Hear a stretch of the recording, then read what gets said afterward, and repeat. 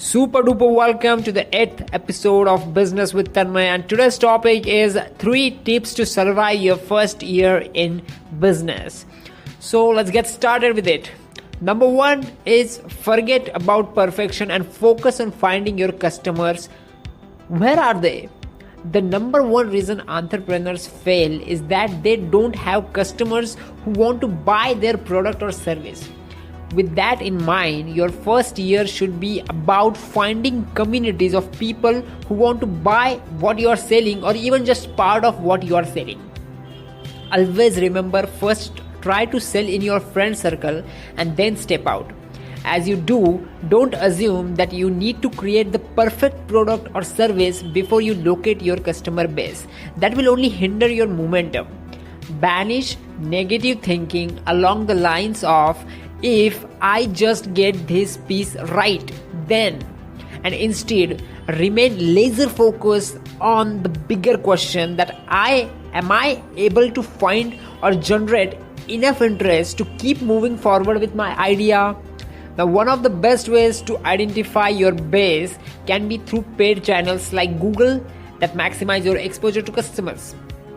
Consider how businesses would open in malls because that's where the foot traffic was, but today all of that traffic is online. Use maximum online channels, and once you locate your customer, you are in a strong starting position and you can turn to fine tuning from there.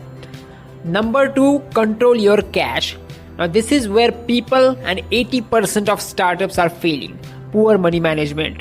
The main reason that companies fail early on is that they run out of money. So managing your monthly cash flow and expenses is crucial. To set yourself up for visibility, adopt a highly conservative approach. The money is important. Start by implementing a good cash flow management system to track the money going in and out, and make sure you understand the difference between cash flow and profit. For example, even if you sell lots of your product to customers, that doesn't necessarily mean you can pay your bills. So keeping a sharp eye on all of this is essential to opening up growth opportunities. Number 3, stay calm and take the next right step. Now, during the first year of founding a new company, there is always some reason to panic or have existential crisis. Maybe your new product turns out not to have the take rate you expected, or someone who you feel is critical to the team quits, or you miss your revenue numbers because of an unexpected expense, or unforeseen competition enters the market. All of these scenarios are serious, but rest assured that they are typical and can be navigated gracefully. The solution is often just to stay calm.